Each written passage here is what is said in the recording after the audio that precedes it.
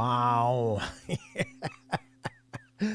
It's time, ladies and gentlemen, once again for the Paranormal Portal, and I'm your host, Brent Thomas.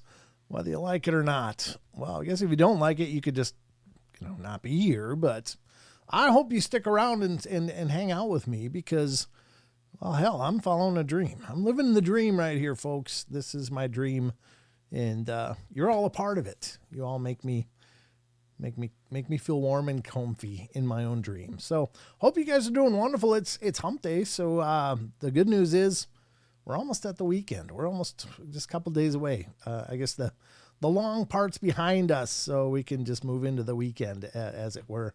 There's a new name, Zakali. Nice to see you, Zakali. I've not met you before, I don't think, but Zakali is excited. That's all, folks.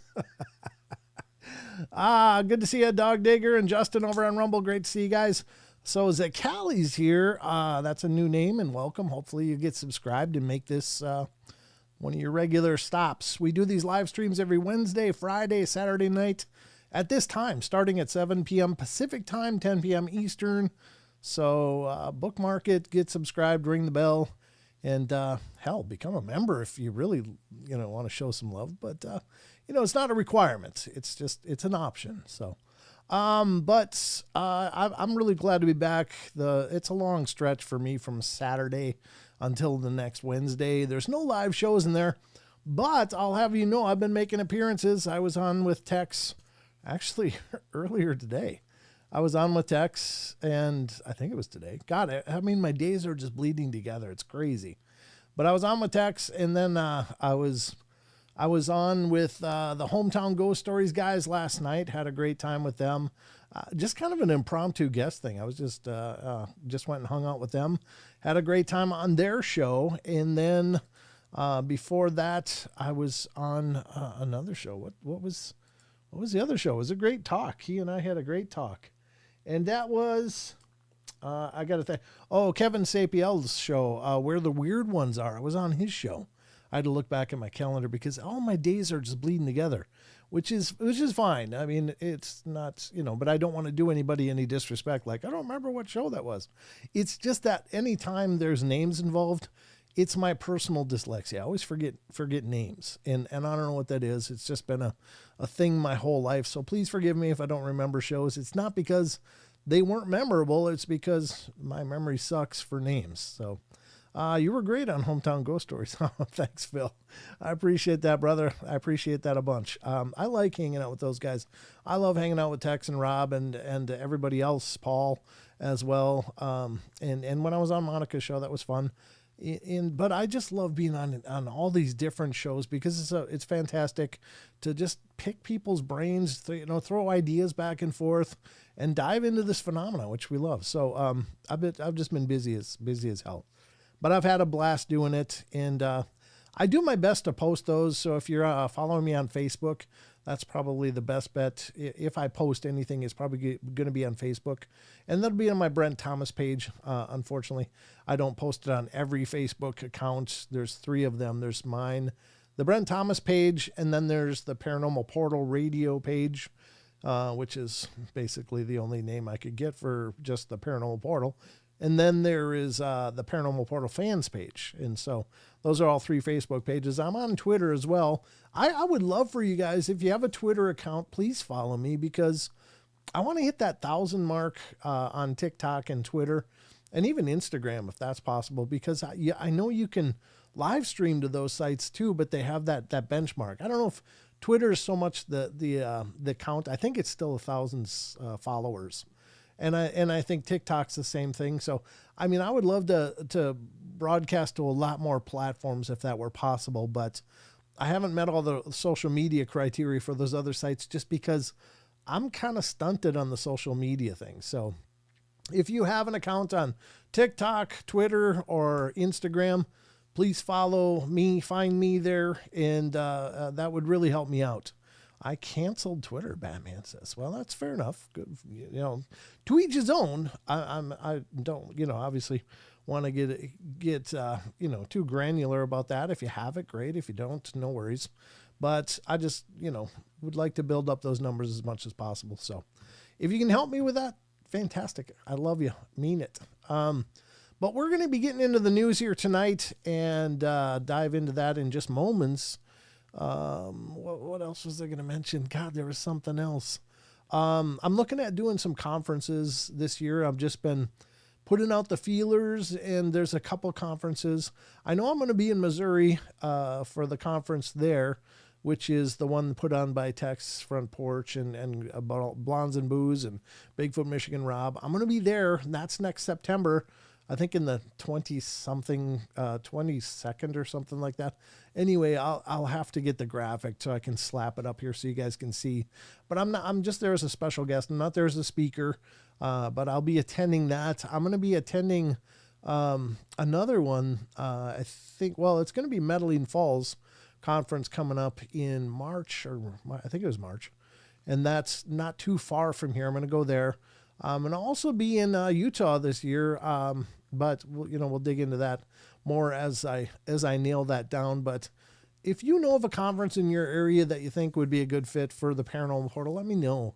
I'd love your guys' input on that. I do dig around, try to find, but there's conferences everywhere. So I'm really trying to get out there and put in the miles and get out to these different parts of the country that I've never been before. So if you know of a conference that's really fun in your neck of the woods, then please let me know, and I will look into possibly being there if I can. So I'd love to do that. Blue Sky or Mastodon in the future. Joining Blue Sky or Mastodon. What is that? I don't know what either of those are, Rachel, actually. I'm not sure what Blue Sky or Mastodon is. Just let me know. And I'm not opposed to joining things, I guess. Can't wait for September for that. Thank you, Mickey. I look forward to meeting you there. It'll be great to meet any of you guys, all of you guys, as I've been on these different shows and getting to know the chat communities there. And we share quite a few people between shows. So that's what's really cool is it's just an extended family of sorts. So I see Zakay Hill. How did that name go? I forgot. I got to look at it. Zakali. Sorry, Zakali.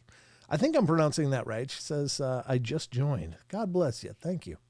I really appreciate that. So Zakali's over on our Discord as well. And if you're on Discord, Zakali, look for the question of the week thread over there and weigh in on that. That's come up by Chucky Danger, one of our wonderful mods and admins over there. He's been coming up with a question posed to our Discord community.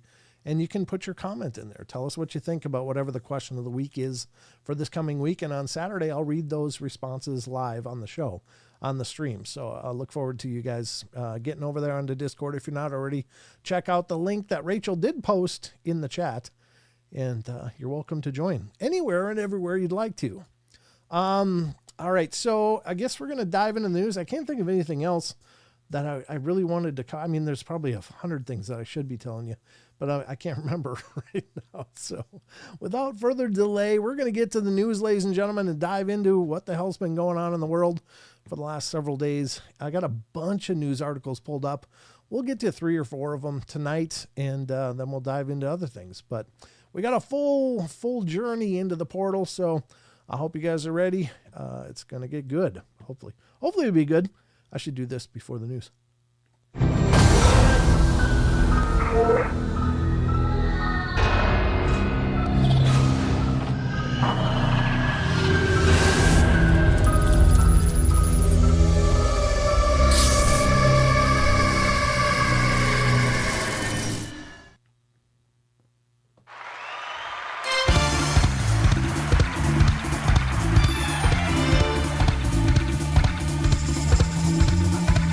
I didn't see that, but I'm going to look. I did not see that.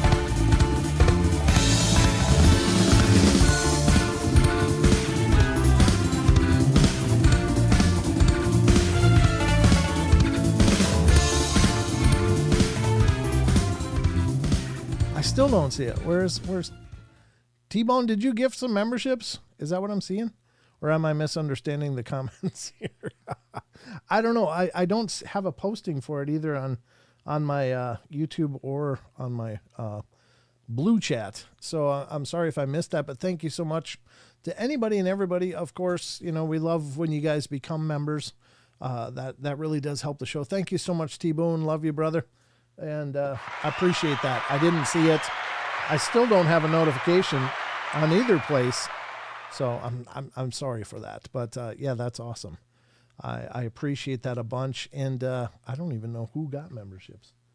Where in the hell was that? Why didn't I see that? Oh, there it is. Wow. Gave out 5 memberships. Thank you, T-Bone. You're a champ. Absolutely. And who got one? Paradox Fossils got one. Who's that? Cat's Pajamas got one. And Steel City Stacker got one. That's a cool name, Steel City Stacker. That's cool. And Bernie Gannon. That's a new name. Thanks, Bernie, for being here and watching. And then Northern California Cubs fan. Outstanding. Well, I'm glad you guys are here. Thank you so much. You were great. Oh, I guess it was a lot earlier, wasn't it? I apologize that I missed that somehow. I don't know how, but it happens. I saw your message about Blue Sky, Rachel. I that's the first I've heard of that platform. So, Rachel's groggy. I'm sorry to hear that, but welcome to the news desk, ladies and gentlemen. We are going to dive into the latest news that I could find for the show here. And hopefully you'll find it entertaining and informative, or at least decent. I don't know. It's just me spitballing stuff, but I just pull up articles that I find interesting. I hope you guys agree. Not all of it's paranormal, but it's all generally can be sometimes technological and exciting or interesting. So at any rate, some of it is paranormal though. So we'll dive into that now and see what you guys think. So once again, we utilize a lot of different sites on this show, and I really can't encourage you guys enough. Please support these sites. We're going to utilize sites like unexplained-mysteries.com is one such site that you'll be seeing articles right now in the news about. And that's a phenomenal site. This site is so well done. It's so current, and they're posting new stuff every day. We utilize phantomsandmonsters.com. That's Lon Strickler's site. And Lon's a good friend and does a hell of a job on his site. If you're into the paranormal, the Fortean topics like cryptids and UFO and strange phenomena and all that stuff, check out phantomsandmonsters.com because Lon is posting stuff all the time over there. And Lon also does a podcast. It's called Phantoms and Monsters Radio, and you can find that on YouTube, and he does live streams as well. So check it out. And if you stop in over there, tell him the Paranormal Portal sent you. And also Sasquatch Chronicles, of course, Wes Germer's site, which is the sister site or the home site for his podcast, Sasquatch Chronicles. But there's a lot that Wes posts over there that if you're not following it, you're missing a lot, including quite a few listener emails that he receives regularly of people's encounters with Bigfoot and so much more. He does a lot of news postings over there and other show postings. So it's a great repository for amazing information. So please check that out as well. There's 100 different sites I could recommend to you, but just pay attention to the ones we're using and please support them because your traffic does equal revenue to keep these sites going. And it really means the world to me because I love these sites. So at any rate, let's get into some news and see just what the hell I did pull up because I'm not even sure I remember, but we'll find out together. It's an adventure in the portal every week. God, this pulled up like nothing else. I guess this one's still loading. That's weird. It's just got this hourglass thing on it, but let's pull this one up. And this will be the first. God, this one's kind of, we don't touch a lot on conspiracy stuff on this show just because, I mean, there's obviously a lot of conspiracies out there, and scarily enough, a lot of them turn out to at least have some degree of truth to them, and sometimes a scary amount of truth. And when you hear about and find out about the shenanigans that are going on behind the scenes in a lot of circles. So the reason we don't cover a bunch of it here is not really paranormal, so it doesn't really fall into the purview of the portal for the main part. Although we do cover some news articles about it. The other reason is because I don't pretend to be informed enough to have any real solid opinion about this stuff. I mean, God, I hope every time I hear about a new conspiracy, I always hope, God, I hope that's not true. And sadly enough, oftentimes I'm disappointed because there's some truth to it, or at least, or it's absolutely true. Or the truth is actually worse than the conspiracy, which is the nightmare version of that, but it happens. So this is a different kind of article. It comes from the conspiracy files of unexplained-mysteries.com, and this is the site I was telling you about. So this is a newly published archive details CIA's MK Ultra mind control program. And again, that was just a conspiracy theory for the longest time. But now there's a new archive published detailing the CIA's MK Ultra mind control program. I don't know if it's the CIA that did it. It says for 2 decades, the CIA conducted secretive experiments in mind control and psychological manipulation. The highly controversial and clandestine program, which was founded in 1953, continued until 1973, and it involved the use of various mind-altering substances, procedures, and techniques to control and manipulate individuals, in many cases outside of their knowledge and consent. See, that's the scary version. Oh my God. When details of the program were later uncovered by the New York Times, the CIA was subject to accusations of abuse of power, and its actions were condemned as a violation of human rights.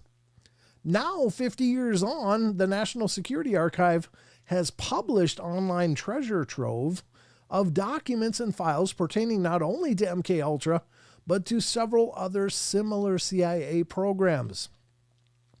Under code names that include MKUltra, Bluebird, isn't that social media thing you just said? Oh, you said Blue Sky. Oh, God, that gave me chills. And Artichoke, the CIA conducted terrifying experiments using drugs, hypnosis, isolation, sensory deprivation, and other extreme techniques on human subjects, often U.S. citizens who frequently had no idea what was being done to them or that they were part of a CIA test. The archive wrote, oh my God. Whoever did this should be doing time right now. That's horrible. That's absolutely horrible. Sorry, pause for drink. Of particular note, the new archive of documents pertaining to the CIA's establishment of interrogation teams who would use the polygraph, drugs, and hypnotism to brainwash individuals, as well as those concerning clandestine experiments in which federal prisoners were given extremely large doses of mind-altering drugs to find out what would happen. See, that sounds like something out of the nightmares of World War II. Just it shouldn't have happened here. It's a story about secrecy, perhaps the most infamous cover-up in the agent's history, the archive wrote. It's also a history marked by near total impunity at the institutional and individual levels for countless abuses committed across decades. Not during interrogations of enemy agents or in wartime situations, but during ordinary medical treatments inside prison hospitals, addiction clinics, and juvenile detention facilities, and in many cases, led by top figures in the field of behavioral sciences. The documents can be viewed on the archive's website here. Well, listen, if you want to learn more, please use the link that I'm going to paste in the chats here, and do that. I guess, this is one of those things that maybe everybody should know more about because, if this stuff happens in America of all places, not that, America's got everything sorted out, but it shouldn't have happened here. So, at any rate, I don't know what you guys think. There is a BBC video link here as well that you might want to watch if you want to check that out as well. But God, how's that for what the hell happened? Oh, I did scroll. Okay. My computer is really getting tired and old and slow, so I apologize. I oftentimes get glitchy lag spikes, and it's just because she's tired. This computer's been at it for a long time. T-Bone, good to see you, brother. So yeah, learn more about it. Now, unfortunately, even worse things go on than that too, but I digress. Yeah, I'm sure that's true. That's a scary version of all of this. This is what we know now. What else is being done? And they didn't just stop. It's kind of like if you watch the Bourne movies, Jason Bourne movies. And they're having a hearing about, Treadstone didn't have the traction we thought. So we got this new program, and it's just a whole nother level of depravity and stuff. So that's just scary, terrifying stuff. But anyway, that's the first article in kind of a downer, actually. They apply some of those methods on incarcerated people to this day. Yeah, I used to work in a correctional facility, and I can tell you that in my experience, we never did anything unethical. And granted, I'm telling you this from my own personal experience, but, would I sit here and go, yeah, we used to screw with people all the time? Nobody would do that, but I'm, hand to God. We were very ethical and really interested in trying to turn people's lives around. It was a very, very,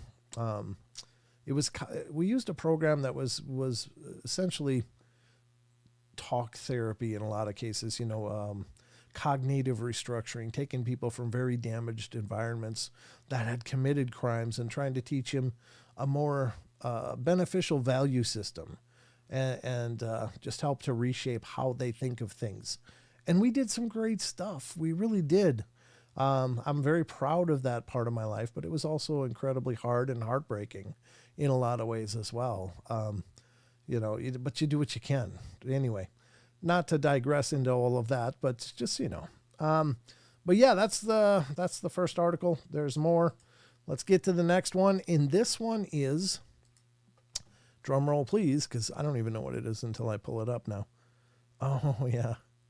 Oh, yeah. I wanted to get to this one. This is good.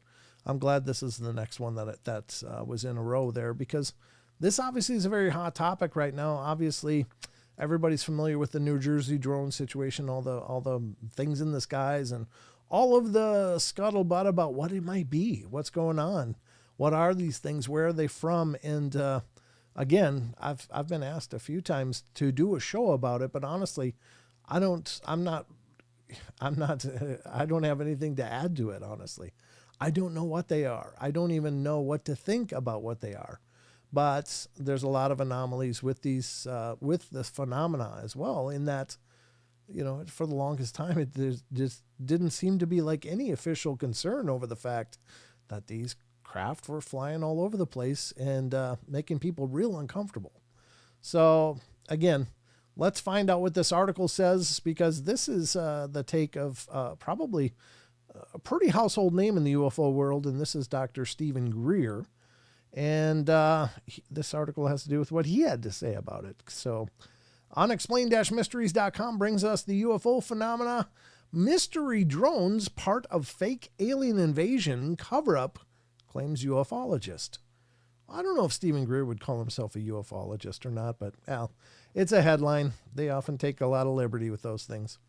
A major figure on the UFO scene has put forward what he thinks is the real story behind the recent drone crisis. Exactly who or what is responsible for the recent wave of drone sightings over the U.S. and beyond continues to remain something of an enigma, with authorities left struggling to offer a definitive explanation for the phenomena, and the general public continuing to demand answers.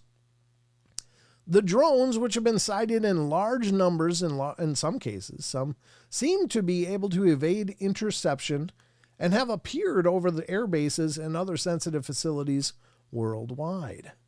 Now, Dr. Stephen Greer, a prominent UFO researcher and founder of the Center for the Study of Extraterrestrial Intelligence, or CSETI, has weighed in on what he thinks is going on. Greer has long argued that the U.S. government has been withholding information about UFOs. Speaking to Rod Finnerty on Newsmax recently, he suggested that the drone incursions are designed to spark fears of an alien invasion in order to cover up the fact that U.S. weapon manufacturers have been working on clandestine projects involving secret advanced technologies for decades. He also believes that details of this will come to light within the next month or so. We have a team of about 6 different black sites that have been running illegal projects related to so-called UAPs and UFOs, he said.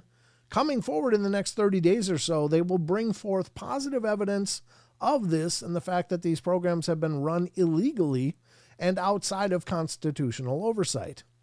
As things stand, we still don't really know if the drone sightings are even connected to the UFO phenomena. Some argue, for example, that they could be evidence of an interference by foreign countries such as Russia or China.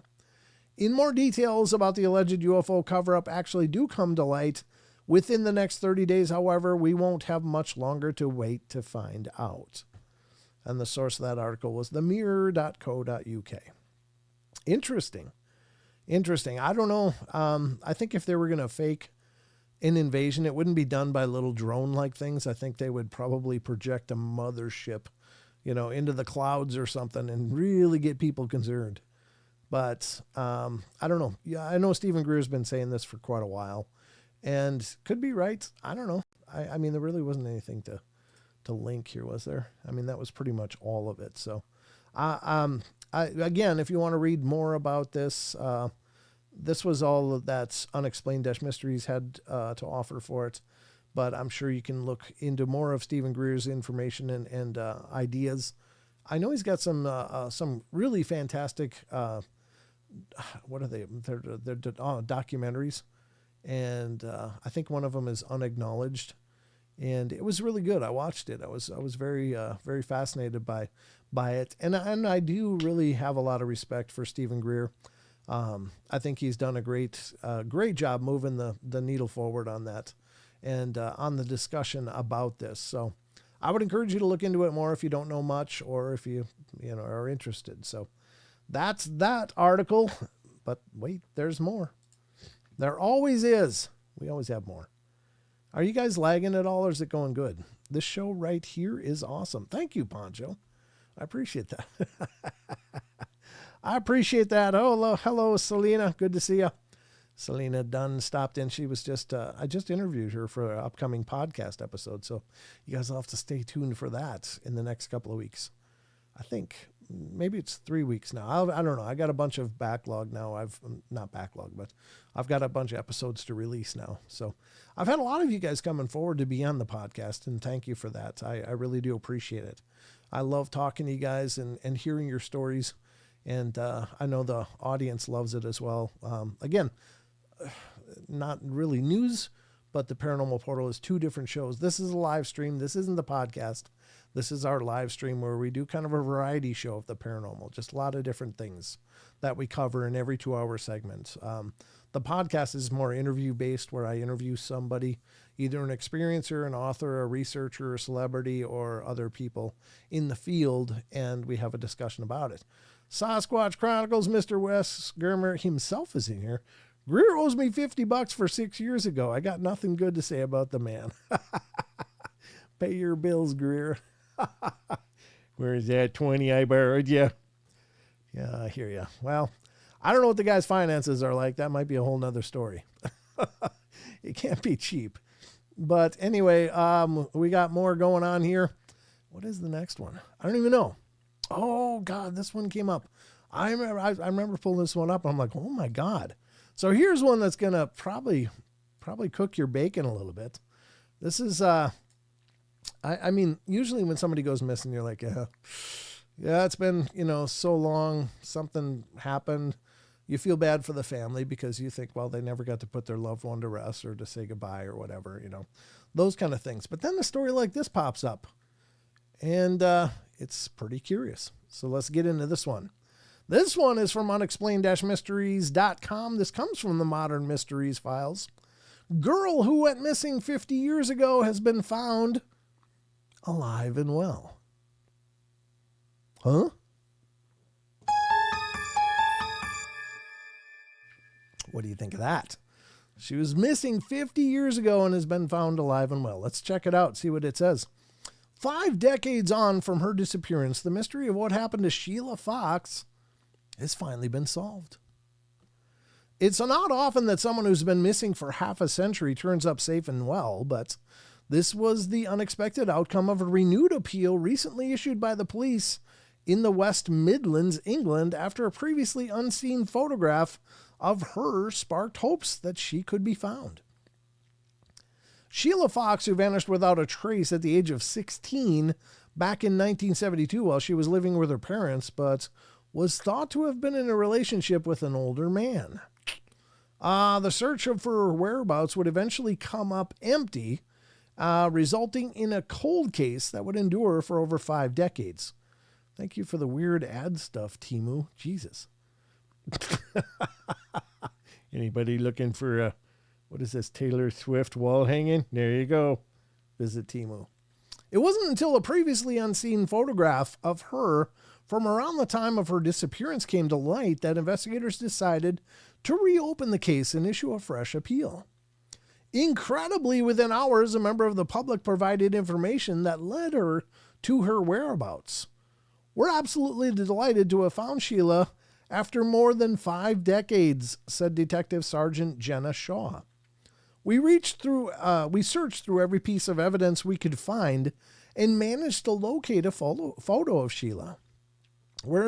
We are a small team of officers, and I'd like to recognize the work of DC Sean Reeve, who managed to resolve the case with help from the public. Every missing person has a story, and their families and friends deserve to know what happened to them and hopefully be reunited with them. Man, they're not going to go into what the hell happened? The whole article was the police department taking a bow. Not, hey, what happened to Sheila? What's going on? What the hell did what did she do? Why did she do it? What was going on that Sheila needed to bail and stayed bailed? I don't know. That's very, very strange. But anyway, they found her 50 years later, so that's bizarre and good, I guess. But what the hell was going on with Sheila Fox that she didn't want to be found? Because obviously she chose not to be found. So anyway, that's a new one. You don't hear about that much. But anyway, let's go to the next one. We want to do one more, or what do you think? She appeared after 50 years. Hey, we want to thank Sergeant Johnson. Great work, pal. End of article. I know the whole article is like, hey, we solved a 50-year-old case. Thank you. Good night. That's it. Well, I was really looking for some kind of expose. Like, well, what was she doing? Why'd she just go? And we didn't get that. So maybe that'll be on Lifetime channel or something in about a week. You never know. So look forward to that. But I guess that's probably going to go with that. There we go. That'll be the news, I guess, because I don't know. Well, I guess we could do one more. What time is it? Let's see. 7:30. Yeah, we could do one more. We could do another one. What do you think? One more? All right, let's do another one. Why not? Because that one was that one's like people trying to justify their employment or something. Hey, I solved a case. That's your job. You're supposed to solve cases. You don't need to do a press release unless you're going to tell us what the hell happened. Anyway, this is from Metaphysics and Psychology of unexplained-mysteries.com. And I'm not even sure what this one is. Canadian paramedic. Oh, it's like a near-death experience. Okay. Canadian paramedic describes transcendental near-death experience. Oh, this is cool. I love near-death experiences. I think they're fascinating phenomena and could very well be pretty strong evidence for the continuation of life. It just reinforces a lot of faith and beliefs. So that's cool. Adam Topp has spoken out about what he experienced while technically being dead for over 11 minutes. Wow, that's a long time. The veteran paramedic who described his near-death experience recently on Beyond the Veil podcast technically died when a malfunctioning wood etching device electrocuted him back in 2018. As his wife carried out CPR in a desperate bid to save his life, Tapp recalled experiencing a range of strange sensations. He broadly described it as seeing spherically from a single point outwards. I wonder if that's like looking through one of those fisheye lenses, those or 360-degree lenses that kind of captures everything and puts it on one image. I wonder if that's what it means. Anyway, and I wasn't Adam. I wasn't dead. I wasn't anything, he said. I was just perfect, like absolute contentment. And there's no sense of consistency with anything. I was simply existing as awareness. That sounds like when I tried DMT, honestly. That's what I lost my name and everything when I tried that. And then I felt sort of this frequency started washing over me. And it was like this fractal patterns. And it was like gasoline on water. This rainbow effect that was iridescent to some extent. And it was just his juxtaposition of thoughts and feelings and emotions. I think they meant this juxtaposition. Anyway, it was like basically becoming fabric of the universe, and it was absolutely perfect.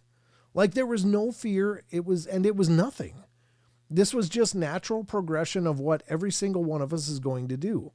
He eventually awoke in hospital after being in a coma for around 8 hours, though to him it seemed as though a much greater amount of time had passed.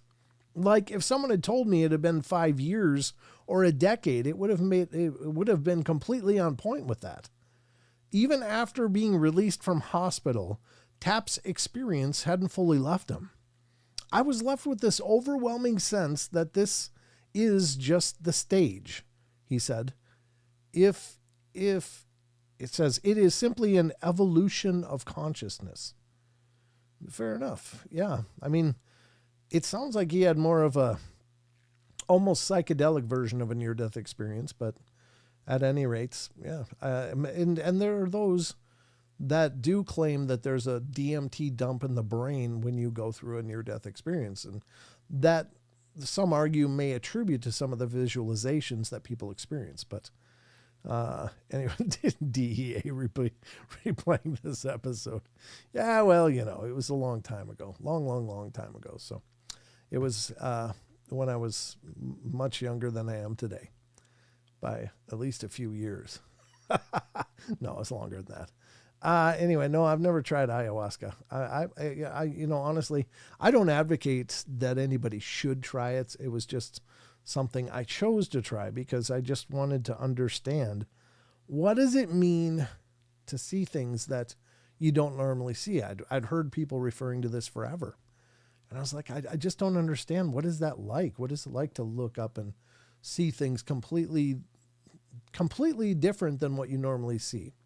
Now, I didn't want to, like, you know, go into hallucinations and watch the moon melt or anything like that. I didn't need something really trippy, but so I opted to try DMT, which is in this case was it's a component. It's apparently totally natural, but you consume it in a specific way, and it lasts about 15 minutes, and it was surreal. It was just like, you hear about that hyperspace thing. And it really is. It's like all of a sudden, like in my head, I had my eyes closed after I did it, and it was just like, boom. And I was just in blackness, and I was just floating in blackness, and there was nothing. There was nothing, and I was nothing. I was, as this guy described, was exactly what I experienced. It was just, I didn't see anything like this, the spherical sight that he's explaining. It was just dark blackness. And then I didn't even have an identity anymore. And I didn't know who I was or what was going on. I was just sitting there with a bunch of questions in my head. Like, what is this? What's going on? And then I realized I don't have an identity. I don't know who I am. I lost all reference to this me. And I was just floating in this void. And then suddenly, and my eyes were still closed, suddenly this explosion of color came in, and it was just this pattern, like a mandala pattern. If you're ever familiar with like the Buddhist mandalas that are done by some of the monks and stuff, or in India, it was like that. It was just everywhere in front of me, this wall of light, and it was kind of coming towards me, and it's this pattern of colors and stuff, and it was beautiful, but it was real. And then finally I was able to grab my name, and I grabbed my name, and I held on to it with all I was. It was like, that was my tether to me. And I finally had grasped it again. And I remember wrestling with it and just holding on and willing myself back to me. And then I did. I got back to me and my own realizations. And then I opened my eyes, and that light pattern was impressed on every surface of the room that I was in 3D. Like, not just, oh, that has a color on it, that has color on it. It was this mandala pattern that followed the walls. It followed the angles. And then I looked over to my friend, and he had like glowing tribal paint on his face. So I guess I was having some visual, I don't know, hallucinations or vision. But he looked like he was a shaman, you know, that was painted with this iridescent light paints all over his face and stuff. And I was like, whoa. And that continued. And then it only lasted about 15 minutes, but not that you guys wanted to know, but never done DMT. I've heard live. I've heard cases of DMT vape carts, but never used it. Yeah, I don't know. And I'm not recommending any of it to you guys. I'm not encouraging it, because I mean, if you feel that's something you want to do, make your own decisions. I just wanted to understand what that was like. And now I know, I know what it's like to see things that aren't normally there, and it's bizarre. It is bizarre. So it does sound like this guy was perhaps experiencing something like that. And maybe that is merit to the DMT dump that a lot of people claim happens in the brain when we die, as we're dying, just to maybe help the conscious self, cool down or mellow out or whatever. But at any rate, there you have it. That was that. So that's going to conclude the news for today. I hope you guys found it interesting. And no, I never did see any clockwork elves or anything like that. I did not. I was expecting that because I'd heard about that, but I never saw any creatures or beings or anything like that. I just saw exactly what I described to you. And it was intense. It was very, very intense. I agree, because I was thinking, wonder what those clockwork elves will say. I was kind of looking towards that as part of the experience, but that's not what I experienced at all. So very wild. Hey, good to see you, Misfire Jack. Welcome back. It's okay if you've been MIA. Oh, I said life's been shit. Well, I'm sorry. I really am sorry to hear that. I hope everything's going well and you're okay. We're sending you our love and hope everything works out, whatever everything is. So that's going to wrap up the news. Hope you guys enjoyed that, found some merit in it and valuable information or just entertainment. Let's get back to the rest of the show.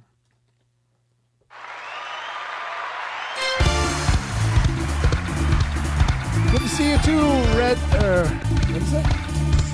Red Edge Savage. Excellent to see you. Thanks for stopping in.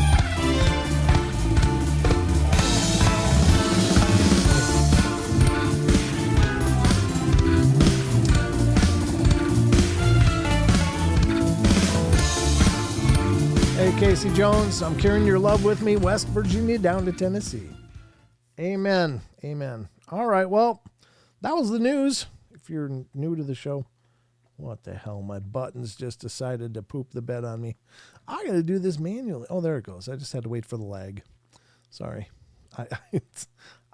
Sometimes the buttons do go to hell and they don't work. And it's like, damn it. But I got to remember my computer gets tired and slow. So anyway, I trust this news.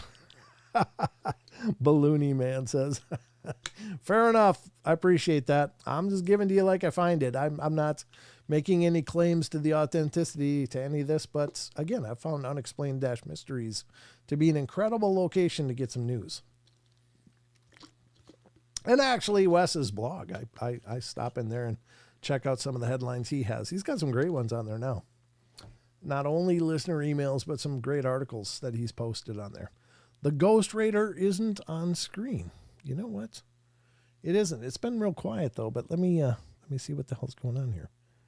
Why isn't it on screen? I took it off when I was doing that interview, wasn't I? There it is. Now it's on screen. Remind me to put it up if I forget as I change scenes, but there it is. It's been real quiet tonight, the Ghost Radar. That's this little thing down here, folks. I guess I can make it a little bigger. That is the Ghost Radar. It's kind of like the weather for the Paranormal Portal.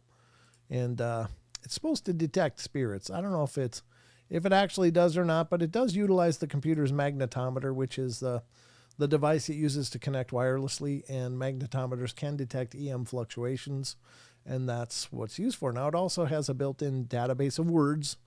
And sometimes those words can be surprisingly relevant. And most other times, though, it's just some garbage word. Like I'll be talking about, some story about, I don't know, about anything. Let's just say a car. I'll be mentioning something about a car and it'll say like penguin or zipper or something like that. It's like, what? That doesn't mean anything. So I don't put a lot of faith in the word database, and I'm not saying just because it detects an electromagnetic anomaly and puts it up there that it's a ghost, but it's interesting. So take it for what it is. All right, we have a bunch more to get to. We are going to be diving into the cryptids in a bit here, but what time do we got? 10 minutes till 8 already. Almost an hour's gone by. How's that possible? I signed up for Sasquatch Chronicles for a month when I had money. Oh, very cool. Very cool, Jordan. Yeah, I mean, it's a great place to get some amazing shows. Obviously, Wes does an incredible show. And if you're a member, of course, you get double the shows. So that's always a win. So let's see. I'm going to look for one of those articles I was going to read to you now. And this is going to come from phantomsandmonsters.com. This is Lon Strickler's site that I mentioned before. And Lon does a hell of a job as well. So check this out and see what you think. This one, God, I hope I don't have something to turn off. There we go. So we're starting out with Phantoms and Monsters right now. I wonder if that's the best place for my picture. I think that's okay, isn't it? It's not too much in the way. What do you think? You have to let me know. Say, move your picture. One of the best shows on YouTube. Absolutely. Absolutely. Unless you meant this show, then God bless you. So, see the games now have a plug-in for AI, GTA, The Sims. Can have long conversations with the user. It's kind of scary. They respond like humans. Oh, that is scary. Yeah, won't be long, and God, your vacuum's going to be talking to you. No, I don't suck. You suck. I'm just, maybe that's something a vacuum would say. I don't know. I just came up with that. Anyway, let's get to this. This is an article from January the 1st, 2025 from phantomsandmonsters.com. Special thanks to Lon for letting us use the site. He says, our haunted Irish house was built on the Hill of the Fairies. Yikes. I wonder if they got a lot of weird stuff happening. I'll bet they do. Let's see what it says. The arm was pale white and appeared to be female. It had a classic shroud-like sleeve ending a few inches before the wrist. It waved palm side down for about 5 seconds and then retracted. I wonder why. Why? I mean, obviously, I don't know the narrative for this, but what did that mean? It waved palm side down, so it's like this? Like, ooh, I'm scary, and then it just disappears. I don't know. Anyway, let's see what it says. I received the following account. Thanks for reading my story. I grew up in the west coast of Ireland, in County Galway. One night when I was around 17 years of age, I woke up in the middle of a gale with rain pelting the windows and wind whistling through the cracks. Now, on this night, there was only myself and the mother. It says only myself and the mother. And the sisters inside the house, as my father was away minding the cattle due to it being calving season. So, did you guys catch the language, though? It's like the mother, the sisters, and then it's my father. So, I think this guy has a problem with women. The only one he's claiming is dad. Normally I'd be helping him out, but not so on this night. We had these spotlights to illuminate the outside of the house, and one of these spotlights shone directly up on my window, and even with the curtains closed, it would lighten the room. The shadows of branches and long blades of grass would project onto the ceiling, and the gale, being what it was, caused a frantic wildness to characterize this night's shadow play. I watched the shadows on the ceiling and listened to the wind roar outside for a short while. I sat up to take off my blanket and looked over at the door. My view of the door was such that I couldn't from my bed see into the hallway unless The door was wholly ajar. The door was only slightly cracked, but it was open enough to allow the width of a human arm. And there, extending into the room, was just that. The arm was pale, white, and judging by the shape of the hand and on the end of it, appeared to be female. It had a classic shroud-like sleeve ending a few inches before the wrist. It waved palm side down for about 5 seconds and then retracted. Jeez. Now the Galen lights and shadows and all of that was bearable. Even the arm and hand would have been grand enough. I could have pegged it down to sleep paralysis, but the way that arm retracted back into the hallway, the way the door handle moved downwards as the arm retracted, and the way the door slammed after it took my breath away.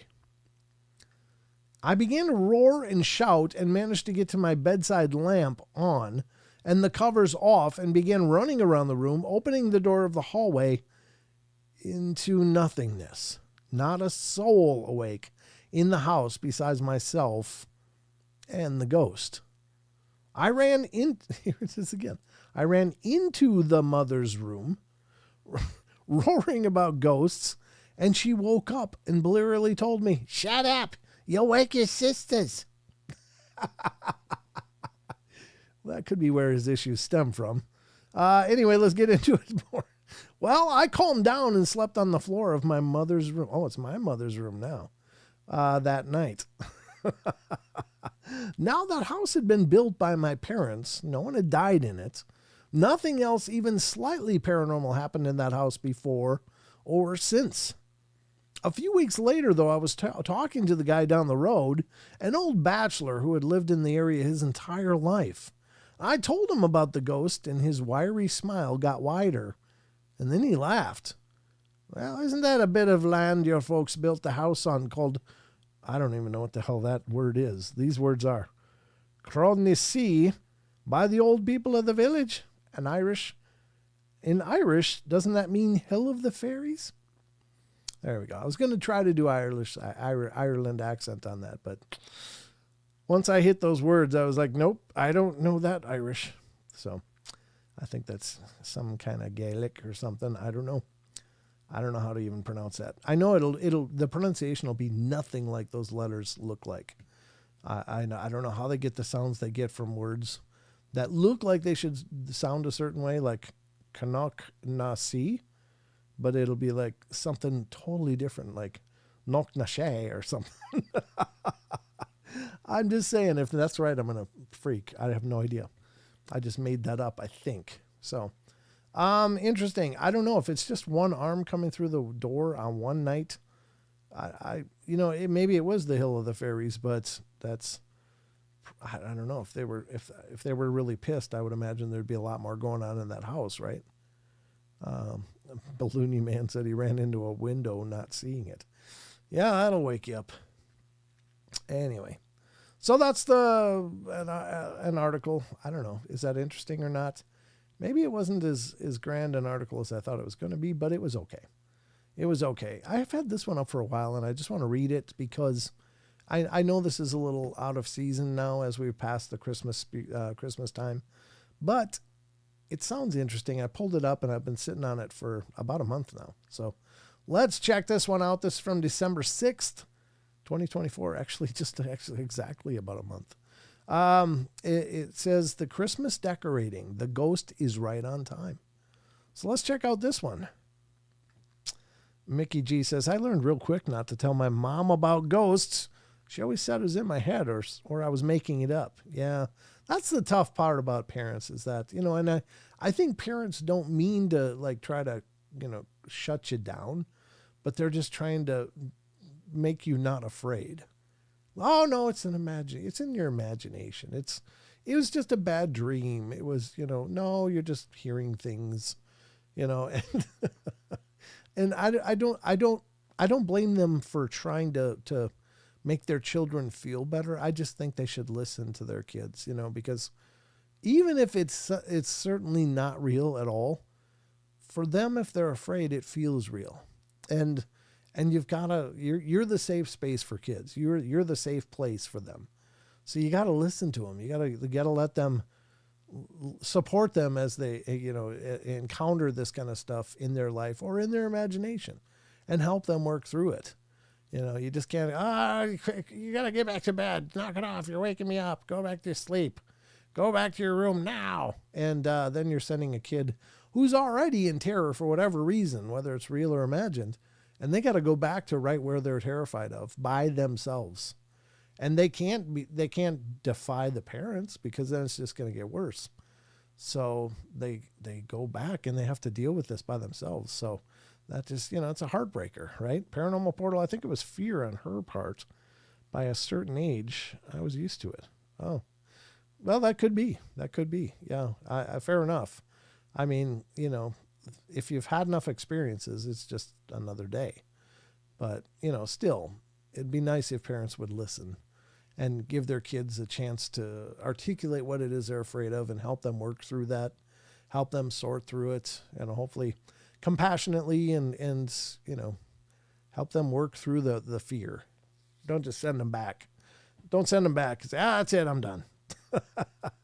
Let's see what this story is. At times, the odor of the pipe would be so overpowering that the family needed to open the windows and the doors. This ghost has visited this family every year for the past 40 years. The following account was sent to me by my late friend and colleague, Chris Hawley, several years ago. A very average American family lives here on Long Island, New York, in a very average neighborhood, in a very modest and comfortable home, on a friendly street, and all is well, and all are happy, but for one slight intrusion. Every year around this time for the last 40 years, this one family deals with a ghost who visits their house. The story goes that a family that consisted of a young couple, 2 kids, and a grandfather built the house. The grandfather lived on the second floor and loved his new home. He had a sitting room on the second floor with a bedroom and a private bath. Outside, he kept roses and flowers that he loved and tended to with care. Both the young husband and wife worked full-time jobs. The grandfather watched over the children until the couple returned home one night. Well, the family seemed typical to the other families in the neighborhood. The granddad was happy to be with his family and tended to his roses. He was, excuse me, got to take a drink. He was content with his life. Often, you could find him smoking his pipe, waiting in his rocking chair on the front porch for the children to return from school, and life seemed to be working smoothly for all. It started during one hot summer. The young couple began to fight. The young man started to drink heavily. Thank you, Karen, for remembering.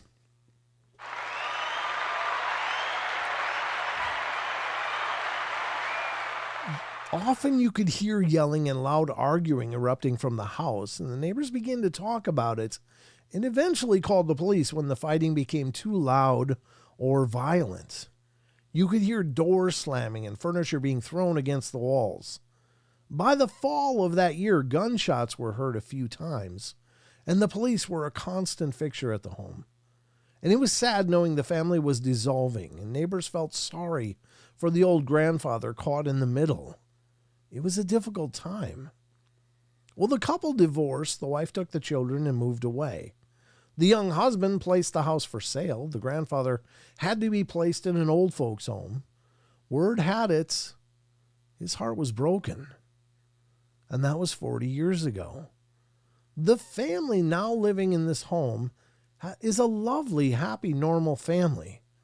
They raised their kids in the house, kept the house up, and even replaced the bathrooms and kitchens a few times along the way. They also put up with Grandpa's ghost. It's said that the old man did not make out too well once he left his once happy home. He hated the old folks' home and only lasted a few years before he finally passed away. Coincidentally, a few years after owning this house, the new family started to notice odd activities around the home. It would always seem to be noticed the most around the holidays. The family would be sitting in the dining room eating when they would hear the front door open and someone walk up the staircase to the second floor. The family would call out and see who was there without any reply. And they would often then search the house and just find it empty, but for the family sitting at the table. The family would hear someone slamming doors or footsteps overhead as they sat in the family room of someone walking around on the second floor. They would search only to always find an empty house. The worst of it was the smell of the burning pipe. Each time this would occur, the house would fill with the smell of a freshly lit pipe being smoked. Well, at times the odor of the pipe would be so overpowering that the family needed to open the windows and doors. And this ghost has visited this family now every year for the past 40 years. I ran into the woman who owns this house recently in Macy's while Christmas shopping, and we caught up on our families and neighbors. And before we parted, I asked her how she was making out with her yearly ghostly visits from the old grandfather. Oh, he's with us again this year. He's a bit unhappy with us as we're doing renovations on the house, and he always hates when we work on the house. He's picked up his visits to daily explosions up the staircase and marches around in the bedroom above the dining room as usual. The problem is that this year he visits every day and always has that darn smelly pipe with him. We know he's really annoyed as he's now has added the new event of slamming the cabinet doors in the kitchen when we're in the den watching TV. I was stunned at how matter-of-fact my fellow town dweller was taking this ghostly invasion, and I wondered if they ever feared this ghost or were concerned that he was changing his activity. And I asked her if she ever thought about bringing in a ghost hunter. No, we're not fearful at all. After 40 years of walking around the house up and down the stairs, we all feel that he's harmless. For some reason, he likes to be in the house during the holidays, and he also refuses to move on. And we think he's still tending to the roses and smoking his pipe. He doesn't interfere with our lives, so we just let it be. Anyway, we never touched those roses, yet they've always gotten bigger and more beautiful each and every year for the last 40 years. Why spoil a good thing? Once Christmas comes and goes, I take down the tree and he leaves till the next holiday arrives. We don't mind, and we're used to him. I must say I'm envious of how easily this family deals with an obvious and ongoing journey with the paranormal, and I'm not sure I could just shrug my shoulders as ghostly footsteps invaded my staircase and filled my house with smoke from the other side. I know I could not handle it with the ease and grace that this family does. As I wished my neighbor a good holiday, I glanced at her shopping cart filled with Christmas tree ornaments and bright red stockings with the names of the family members printed across the top of each stocking. I couldn't help but notice that the second stocking down had the word Grandpa written across it. They are a kind and good family, and I truly wish them a very Merry Christmas. And you too, Grandpa. Oh, that's kind of sweet. It sounds kind of narrative, but kind of a narrative-y story. Well written anyway, but that doesn't mean it's not true, but is it true? I don't know. Maybe. Certainly, I was thinking about the cigar smell, but it doesn't really necessarily match. I don't think. Maybe it does. But oftentimes in old houses, people do catch whiffs of things from time to time. And that can be a sign of a spiritual presence, perhaps. But it can also be a sign of, humidity and temperature changes can cause woods in the house to expand or contract.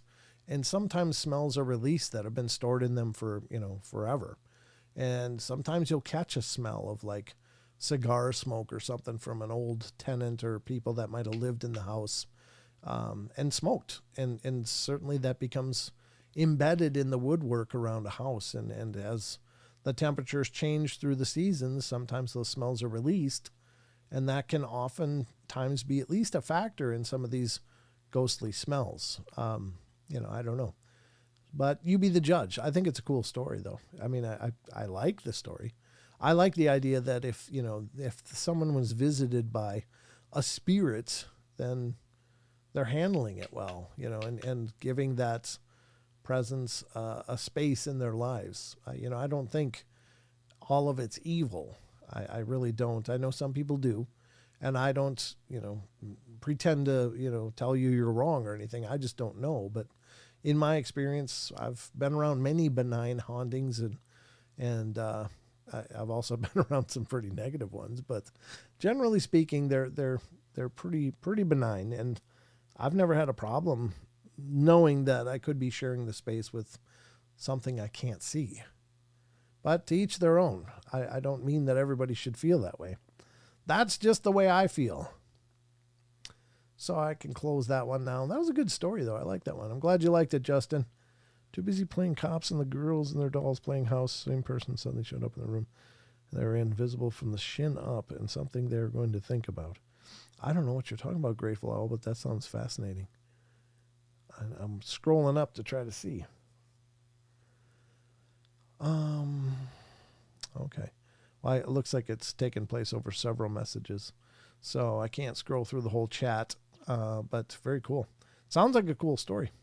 I smelled aftershaves and perfumes, but not the one my father used. In an apartment, I've smelled aftershaves and perfumes, but not the one my father used. Huh. Yeah, I mean, I'm not saying that that ghostly spells couldn't just be some method of communication that spirits could use to say that they're here. I catch a certain smell that brings me back to my second cousin, who was like another mom to me. And it smells like her house. And I love the smell of her house. And I always loved going out and visiting them in Michigan. And every once in a while I'll catch that smell and it makes me think of her. And I think, well, maybe this is her way of saying, hey, I'm here, I'm stopping by. And I love that. I also catch in this house, which has had quite a bit of activity through the years. One of these days I'll tell you. Okay, thanks, Mickey. One of these, in this house, there's almost no woodwork left, and any woodwork that has been severely painted over for, years and years and years and years, many coats. This is a very old house, but it was all refabbed inside, and they redid the walls, and it's more modernistic inside than it should be probably. But every once in a while, and it'll be at strange times of the day, usually at like 1 or 2 in the morning or something, I'll be walking through the house. I'll be up late in the studio and then walk over to, run to the kitchen. And I'll cross through this smell of like an old-fashioned lilac perfume. And I know I don't have anything that smells like that. I'm very particular about the smells in my house. And one of the smells that I would never have is an old lilac perfume. I just don't. But you guys know what I'm talking about, those old perfumes from the old days. And that's what it smells like. And I walk through a little wall of it, and then it just dissipates. And I think it could be one of the presences that exists in this house. And it doesn't bother me. I figure, well, if they want to be here, they're welcome to be here as long as they're loving and peaceful. Oh, please do that. I'd love to read about it. Grateful Owl, please do. Any of your stories, I'd love for you guys to post. I just as a side note, obviously, many of you know, or if you don't know, now you know, I do a podcast, which is interview based, and I talked about it at the lead into the show. But sometimes I like to do episodes with your listener emails. When you guys email me your stories, if you're someone that doesn't want to be interviewed, but you'd like to share what you experienced, please email it to me. I'll be happy to narrate your story on an episode of the podcast, just dealing with your stories. So if you don't mind and you want to share it, I'd love to do that. I've enjoyed doing those, and I add sound effects to those stories and stuff. I have a good time with it. So if you want to do that, please do. It's always an option. I don't throw that out there much because generally speaking, I usually have plenty of interviews and that covers a lot of my episodes. But every once in a while, I like to throw in a side show like that. An off episode that's more from the rest of you guys that don't want to be interviewed, or maybe you only have a short story to share. It's not enough for an episode. Well, just email it to me and I'll narrate it and add sound effects. But if you're interested, so it's better to pay rent and play house. I don't know. I think it's better to probably have equity in something that you can actually turn around and sell someday or whatever.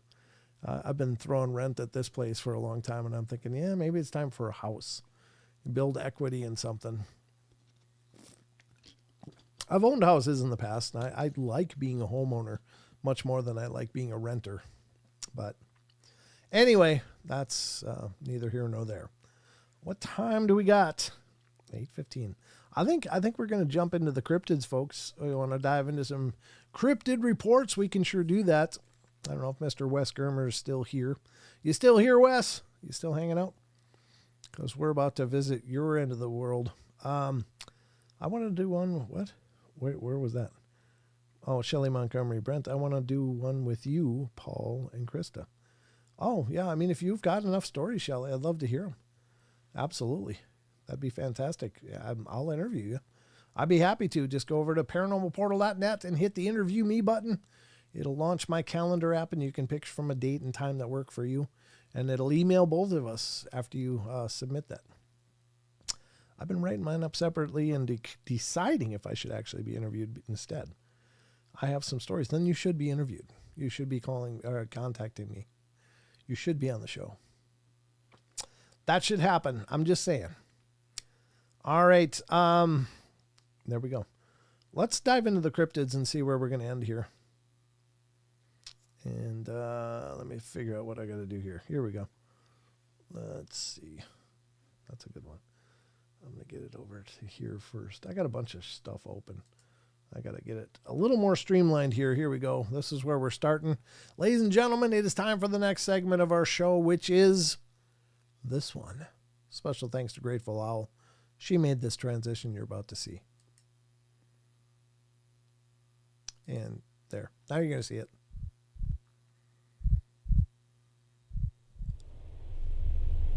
Yeah, please do. Grateful Owl. I don't mind that either.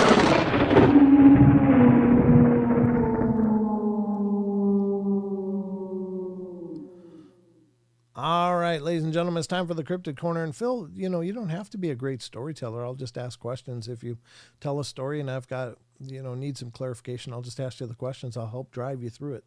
You don't have to do it alone. I'm not just, some shows out there will say, okay, I'm just going to sit here and hit record, and then you just tell your story.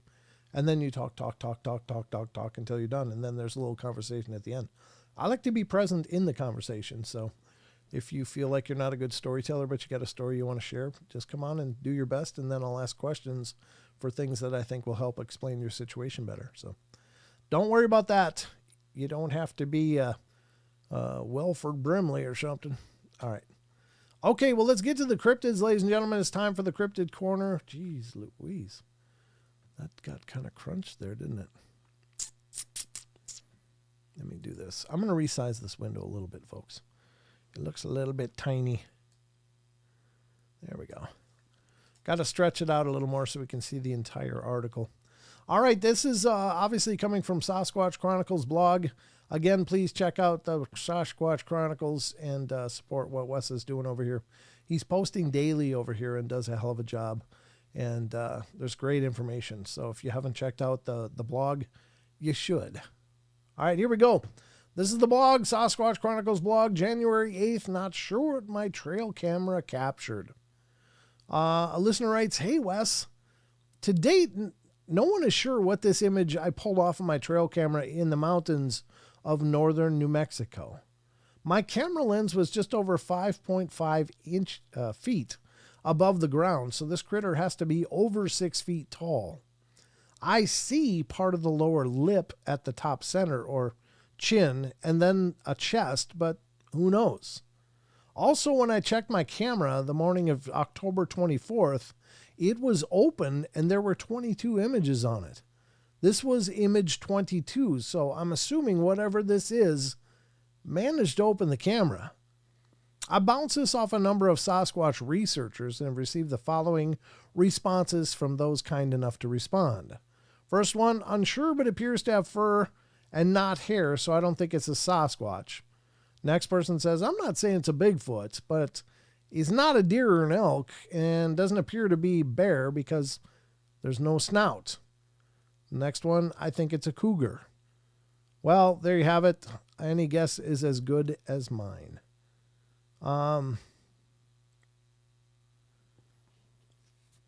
Okay. I wish there was more than one image, though. It'd be nice to know what the before is versus what is in this image, because I'm not able to make out a whole bunch here. I don't know where is this. I mean, that does look like whiskers, though, right? That would be on either side of a face. I mean, God, what has whiskers? Cats, big cats. I'm sure bears have whiskers. A canine, any canid may have them. I don't know. So is this what he's supposing are chin hairs, and this is the lower lip? Maybe. Again, it's all speculative because we don't know what it is. I mean, it could be anything, but it does look like fur. I agree. I don't think it looks like hair, this would look like whiskers, like on any number of creatures that might be in the woodlands. But why would it be all the way up to like 6 foot? I don't know. Unless it climbed the freaking pole or tree or whatever, and that's actually really, really, really close, like right up to the lens, and this is what you get. But this would be the edge of it. Doesn't appear to be any real shoulders like a Bigfoot. It appears to just go straight down like a cat or something of that nature. So I don't know. This was says Shaggy Doo. All kidding aside, it looks like something real, just don't know what. Yeah. But it doesn't look broad. It doesn't look big. It just looks like it's got its face smashed up against the lens or something there. So I don't know. That's my take on it. If you guys have any other ideas, let me know. Trail cam shot. Yeah, apparently it's a trail cam. And here's the information. Looks like it came from October 23rd of the last year at 20:04 hours. What is that, like 8:04 p.m.? So I don't know. Should it be really dark like that? Again, where was this taken? I'm trying to see if there was anything about where this is. Not really aware in this that I can say. Oh, the mountains of northern New Mexico. So I don't know. Maybe it was still a little daylight out, but it's so close to the camera that it blocked out the ambient light, so it did the IR flash. But I don't think it's 8 o'clock. Maybe it is dark by 8 in October 24th or 23rd. Maybe it is already. I guess it probably is here, but I'm in the north tip of Idaho, so I think it would be probably pretty much the same through the rest of the U.S. because it's all time zones, right? It's going across the country, not from north to south. So, yeah, I don't know. I don't know what it is, but I don't think it's a big thing. I think it's something small that's just really close to the lens of this thing, because this outside edge here, I guess if I do this, this is like the outside edge of it. This is not part of the creature at all. I think that's just beyond it.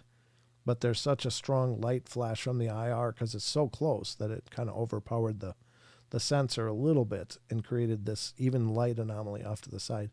But the actual creature's edge of the fur is here. So I don't think it's a broad, huge animal. I think it's just really close to the camera, like right into it. And maybe that's how it opened it. It just might have been clawing its way up of wherever this was hanging, and it ended up catching the latch and leaving it open. But anybody's guess. I don't know. Just some thoughts. What do you think? But let's get to the next one from Sasquatch Chronicles blog. Possum or raccoon, they are constantly climbing on my cams. Probably. Good point, NSA chatbot. Appreciate it. Appreciate your thoughts. Yep. Looks like a cat to me, Mickey G says. Yeah, I think so too. Anybody else have any idea? Chucky says a possum or a raccoon. Yeah, I think so.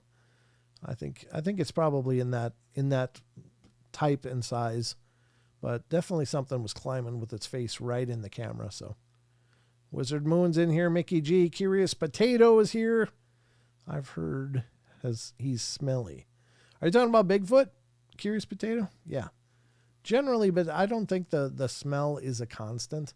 I often suspect that the smell may come from the females, and I think that they may have a scent gland that where during stressful encounters, when people are too close or something, they may release like some kind of musk that is just rancid as a defense mechanism. I'm not convinced that the males do it. I think it might just be the females, but I don't know why. But I just think it's maybe because there's a young one nearby and the mother's nearby. And so that's one of the ways to get things to back the hell off is to create a smell without a physical confrontation. Now, the big ones, I don't think they care. They'll come and get you out of there in a hurry. But the females, I think, are much less confrontational, and maybe that's just a defense mechanism that is more prevalent or developed in their gender. So just an idea. I might be an idiot for saying that. Pine marten would be good next painting. Yeah, pine martens are cool. Anyway, let's get to the next one, and this is from January 7th, The Lights. A listener writes, I believed in Sasquatch for as long as I can remember. I saw the Patterson-Gimlin footage when I was 3 or 4 years old in 76 or 77. I didn't get the itch until I was mushroom hunting, morels, in southern Indiana and started seeing X's and other tree structures. I have hundreds of photos of these, and I started going out studying BFRO sites, Indiana and Kentucky, and figuring out where the sightings or activity happened so I could visit these sites and maybe get some activity as well. I have a lake where each time I go, I get tree knocks, mostly during the day. I was leaving this area and I seen a ball of light first and only time. So you saw some kind of orb.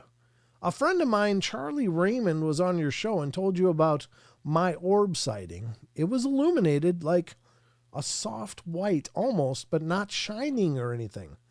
It was floating away from me, bigger than a golf ball, smaller than a baseball, and it kind of scared me. I wanted to follow it, but I was afraid to, so I left. One of the locations that I figured out on Kentucky BFRO was a ways away from my house, about an hour and a half, way down in Kentucky. The owner of the property had sightings and nightly rock throwings at his car and house when he would get home from work at 3:30 or 4 a.m. for 2 to 3 months at a time. Charlie Raymond knew this gentleman and got permission for me to go to his house and talk with him and check it out. I went there but didn't want to bother him, so I sat about a half mile from his house by myself at 12 a.m. to 1 a.m. Oh. I saw orange lights across the tree line and heard sounds like woof, but not a dog woof, a whole bunch. So where I grew up in Illinois, guys always went to raccoon hunting at night, and this is where what I thought I was going on. But it didn't sound like dogs. So finally that calmed down, and it was dark. Dark. And where I'm sitting in my truck watching is 50 yards to the tree line. I saw 2 orange things, glowing orange, not bright orange, but orange, floating across the tree line. This whole time I was there for some Sasquatch activity, but the whole time I was there, I wasn't thinking Sasquatch. A month or 2 later, it came to me when I was listening to someone on your show and they said something about orange eyes. Well, I've had more activity close to Bloomington, Indiana. Been hit with a rock, had rocks thrown when I was relieving myself, LOL. Boulder-sounding splashes in the lake across from me in the middle of the night. I picked up a big rock like they put in the ditches for erosion control, and it sounded like a pebble compared to that. That's interesting.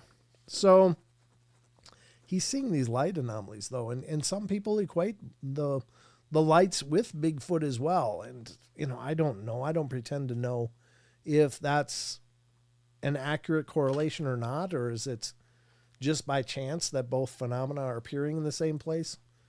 I don't know. You be the judge. It could be related to the Sasquatch. Maybe it's something, I don't know. But it is interesting. It is interesting. So that's the second story, and a pretty good one. Pretty good one. All right, let's check out the next one. Again, this is an audio from Sasquatch Chronicles blog from January 6th. Just a couple of days ago. Audio captured from the Shasta National Forest in California. Listener writes, my name is redacted. Well, hello, redacted. And my son redacted. Boy, it's tough to tell them apart. Together, we have captured multiple voice recordings that may be of interest to you and your audience. The audio was captured from the Shasta National Forest, California, and I'm trying to get more information from the witness. There are 2 condensed clips he sent me. Okay, and we are going to listen to them now. If you have headphones, I recommend putting them on because a lot of these sounds are quite a ways away, and they may sound subtle, very, very subtle. Now, I'm sure to the people, they were much more pronounced, but just so you know, when you listen to audio clips, always try to wear headphones and raise the volume as much as you can handle, because a lot of these sounds are generally far in the background. Most of the devices everybody records with are meant to capture sounds close. They're not meant to capture sounds at a distance, although they do pick up sound from a distance, but it's not really usually very crystal clear. So let's check this out and see what you guys think. That should be plenty of time to get your headphones on if you got them. So let's have a listen to what was going on here. I apologize in advance for any lag that's going to result from me pushing play. Here we go.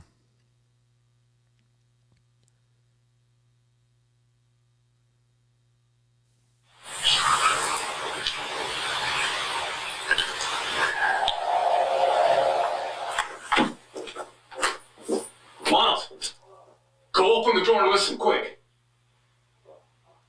Just come here. There's 2 of them now.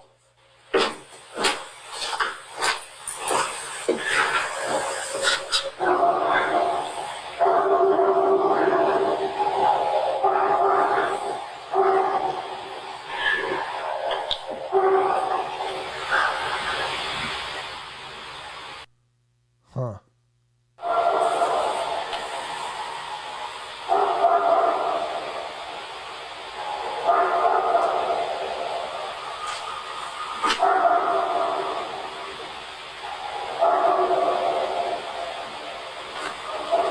Sounds like there's a dog barking in there too, so that's really throwing me off. But there is almost well, in guitar effects, it's called a phaser, but it sounds like a phaser effect on this, which I'm sure is by virtue of it just being so far away and with a little dinky microphone.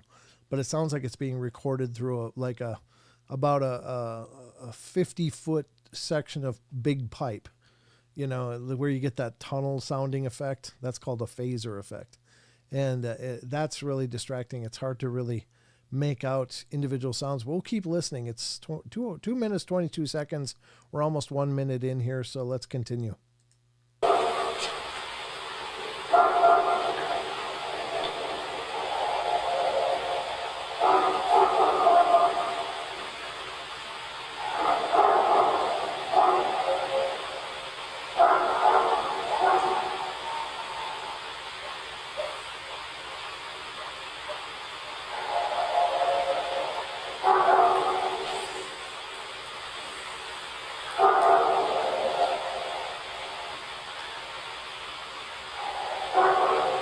So like the dog is really pulling you away from being able to really tune into where the noise is, because the volume differences, that dog sound just really overpowers everything, and then it's hard for your ear to adjust back. Yeah, it's a phaser effect. Why apply that? I don't think they did, but I think it's probably just from them trying to artificially jack up the volume of it to really make it stand out. But what they ended up doing was, you gotta, when you jack up gain and volume, there's a thing called a knee, and it's basically a sound barrier that it keeps the recording from spiking past a certain point or doing what they call clipping.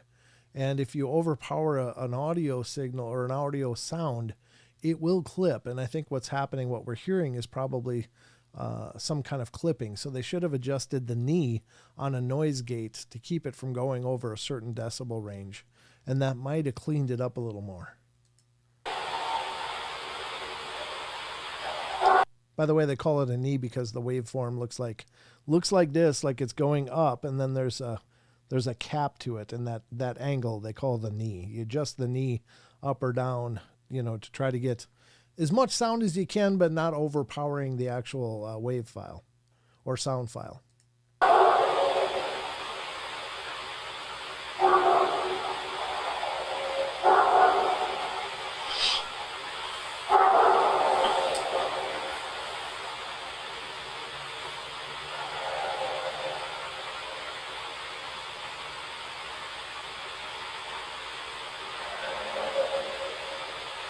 You can kind of hear it there.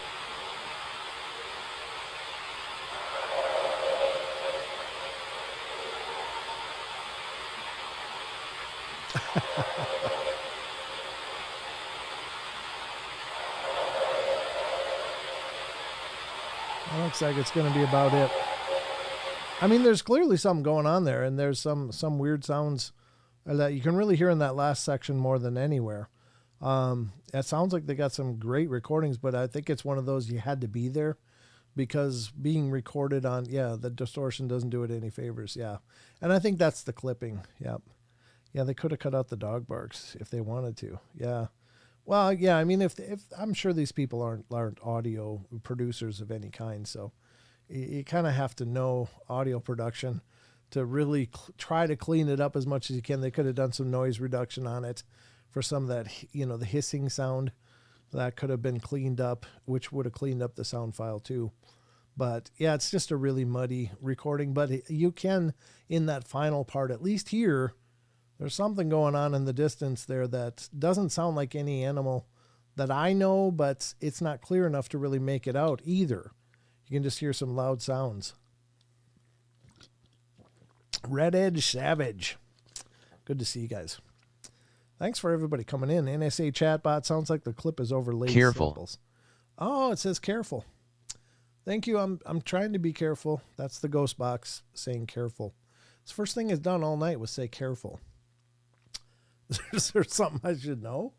Is there something I should be aware of at this point? Oof. Well, we'll have to see how that worked. My dog apparently doesn't believe in TV, LOL. He never reacts to it. Mine doesn't either. It's like I've seen my mom had this dog that would, it was named Tucker. That was the Maltese that she had. And that thing would watch the Kennel Club shows all the time from start to finish. It loved watching those kennel clubs and watching the dogs do stuff. Now, every dog and cat that I've ever had could just give two beans about anything on TV. They might notice the colors or something or whatever, but I think some dogs are really special. Like they can just tune into that. And maybe it's not a good thing for dogs anyway, but anyway, I don't know. It's cool. I think there's something on this recording that's probably pretty profound, especially if it was a clean recording. I'm sure it would have been impressive, but it's probably somebody just, putting up their phone and then after the fact, just putting it into like Audacity and jacking the volume up to a stupid level, and it just overloads the audio files. So unfortunately, there's not much we can do about that, or it's just a really crappy mic and just couldn't catch the dynamics of the sound. And that's certainly possible too. Maybe an old flip phone or something. You never know. We don't know how these are for sure. Doesn't really say. It just sounds like it was some recordings taken over time. So it might be just a crappy recording altogether on a crappy device. But if it is just them jacking up the volume to try to make it even louder, it didn't really work. Hey, good to see you, Jaron. Thanks for coming in. Supernatural Station podcast is in the house. Great to see you. Hey, Marcus Aurelius. Missed you, brother. Good to see you. Thanks for stopping in. But there we go. That's the next one or there. Let's see what's next. This one's another one. What time is it though?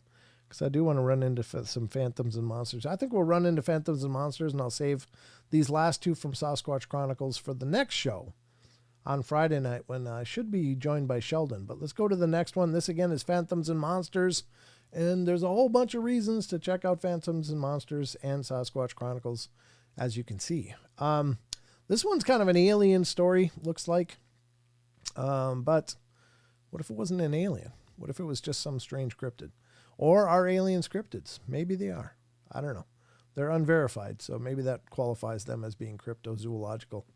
But let's check it out. The Northern Indiana man, tall alien humanoid observed by Northern Indiana man walking to work. Wonder what, there's just an alien wandering around, or was there a UFO somewhere? God, look at that. Look at how long that arm would be if that was...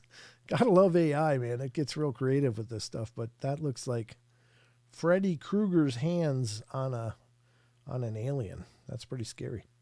A northern Indiana man experiencer retells his encounter with a tall alien humanoid while walking to work.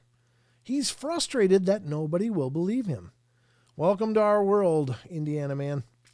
It's tough to get any kind of credibility in the rest of the world, but we try. I received the following account.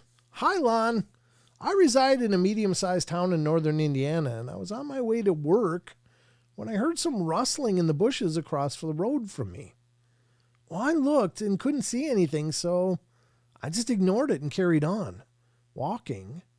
And as I got to the end of the road, I was able to turn and walk down the hill to the bottom of the next road when I looked around and saw a man on a push bike coming down the hill in the opposite side of the road. As he got further along the road, the lampposts started to go off one by one as he passed them, and he seemed shocked by something that he had seen in the darkness. Well, he fell off his push bike and loudly shouted out some obscene language. He then got up off the ground and brushed himself off before he picked up his push bike and got back on it. What the hell is a push bike? I don't know what that means. Did anybody help me on this? Let me know what a push bike is. I don't know what that means. Then he pedaled. I guess so it's a pedal bike or something. I don't know. Then pedaled off at speed down the road. Well, I looked around and saw a shadow dart from a tree in the bushes. I thought to myself, did I just see that? Or did I just imagine that? Well, I was running late, so I carried on with walking to work. The next day I was on my way to work, passing the same area of bushes when, just like the previous day, I heard something rustling around in there. Once again, I just ignored it and walked by. I got to the end of the road like I did the day before, and I looked around at the area where the man had fallen off his bike. Well, I chuckled to myself because I found it mildly amusing at the time. And then, to my surprise, the lampposts started to go off one by one, leaving one lamppost lit just like the day before. And then all of a sudden there was an eerie silence that fell on the area, and I could see something moving around in the shadows. Well, I was spooked, so I quickly ran a little bit further down the road to a safe vantage point where I continued to watch to see who or what would emerge from that darkness. Then I saw what it was, and it shocked me to the core. There was an alien creature that was humanoid and tall. It had long, spindly arms that hung down past its knees. Its hand only appeared to have 3 fingers with no opposing thumbs. And then I looked up at its head, which was large and oval with big, black, almond-shaped eyes and 2 small holes where the nose should have been, with a mouth that had human-like teeth. The alien was looking right at me, and it appeared to be slowly moving in my direction.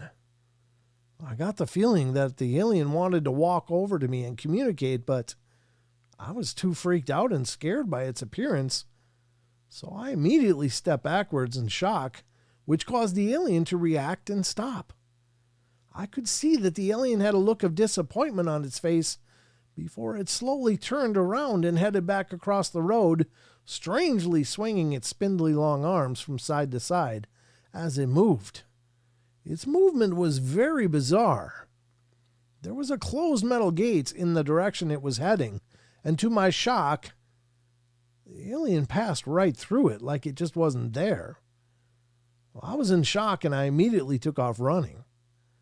I ran all the way to work, and when I arrived at work, one of my work colleagues said that she had passed me in the car and had seen me frantically running along the road. She laughed and said, "Were you worried about being late again, John?" I replied to her and said, "Yeah, I was running a little bit late." I couldn't tell her or anyone for that matter, what had really taken place, because they would have thought I was completely mad. The whole workforce would have mocked me for years to come.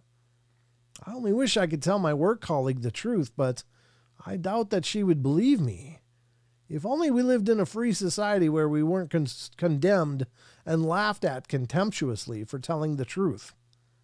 It still upsets me that even my best friend doesn't believe me and thinks this is some kind of joke. I can assure everybody that this is not a joke, and I was totally truthful about my strange encounter with UFOs and strange alien beings throughout my life. And it doesn't get any easier each time I see them. This has been ongoing for him, huh? This incident took place back in 2010, but it still freaks me out to this day. All the best, Jay. Which we know stands for John now, because he left that in the narrative. So thanks, John. That's a cool story. I wonder what other stories he's got, though. It's obviously not the only one, but that's the only one he shared, apparently. Fantastic show tonight, as always. Thank you, Jason. Appreciate it, brother. I'm glad you're enjoying yourself. There's still more. We got about one more story in us before the end of it, and that story, by God, is going to be Skinwalker. Here we go from phantomsandmonsters.com. We don't get a lot of Skinwalker stories. Quite honestly, it seems like the most sightings of Skinwalkers happen within First Nations communities. And unfortunately, it's very taboo for them to talk about it at all. So when we get these stories, they're very powerful because they're so scarce. What is a Skinwalker? Well, it's anybody's guess, but it's supposed to be a shape-shifting evil human being or evil humanish kind of being. Maybe they used to be human and aren't anymore. Maybe they never really were human. But the legends of the Skinwalkers actually goes back to old Navajo stories. And the old Skinwalkers, as some Navajo legends suggest, were considered heroes because they fought alongside the nations against the Spanish as they expanded across North America. And they were regarded as heroes because they would change the course of battles. They were so mighty and powerful. And then apparently a corruption happened where they decided they needed to be more powerful. And so they sought more power and apparently entered into dark pacts with dark things. And these once noble and revered people became taboo and feared in the First Nations communities. So it's very taboo for them to talk about Skinwalkers, although more and more the younger generation are choosing to do that, which is wonderful because I think it only helps us all to understand a little more. So let's read this. Skinwalker runs alongside vehicle on dark Arizona highway. And this is from January the 1st, New Year's Day, from phantomsandmonsters.com. He ran at full speed. He had long dark hair and piercing eyes and a nose like a muzzle, but to a point like a coyote.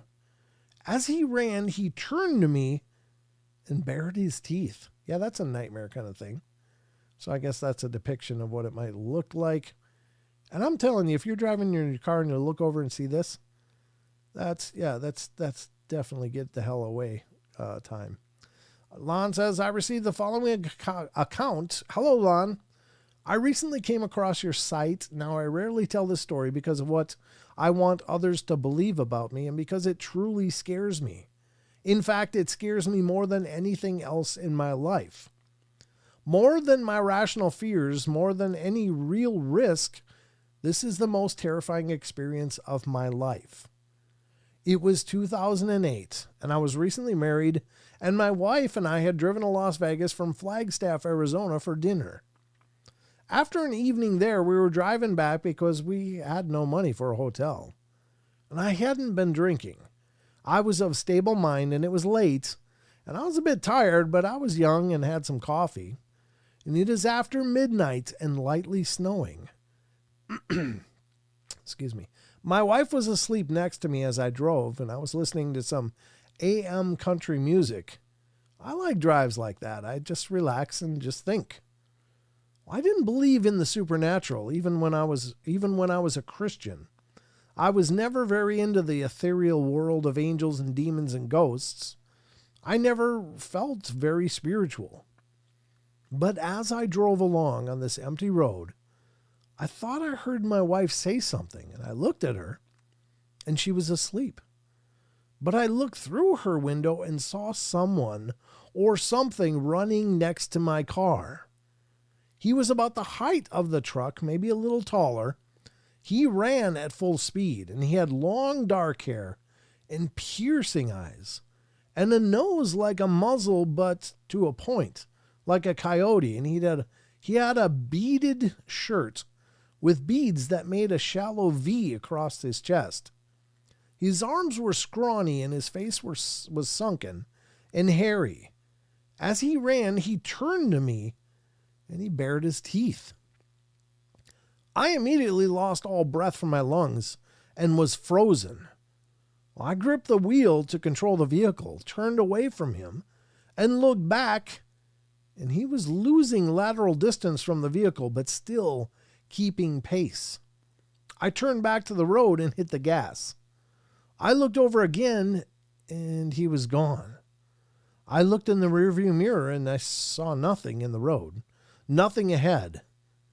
I just sat frozen, holding the wheel and speeding down the road. I hadn't made a noise. My wife hadn't woken up. I didn't say anything, and I didn't stop the rest of the way either. When I got to Flagstaff, I woke my wife, and we went to bed, but I couldn't sleep. Even as I write this, I have a terrible feeling of dread. I've spent tons of time in the desert, in the forest, camping and hiking, and I feel fine at night in a cemetery. I've seen flying objects and assumed a logical reason for them, but I have no explanation for what happened that night. I saw that. It happened. Maybe I fell asleep. Maybe it was a dream, but I don't personally believe it. That thing was there. Years later, I recounted the story to someone who lived in the area, who is Navajo. They told me that what I saw was a skinwalker, and it made sense. Right now, I'm afraid. A grown man can be drawn close to tears from this. I don't believe in gods, I don't believe in angels or ghosts, but I believe in skinwalkers. That's very interesting, though. Generally speaking, it's not the first time that I've heard of a skinwalker, so to speak, running in a more human form alongside of a car. But generally speaking, they're pretty much transformed into some kind of creature like a coyote or wolf-like creature as they're running alongside of cars or chasing cars.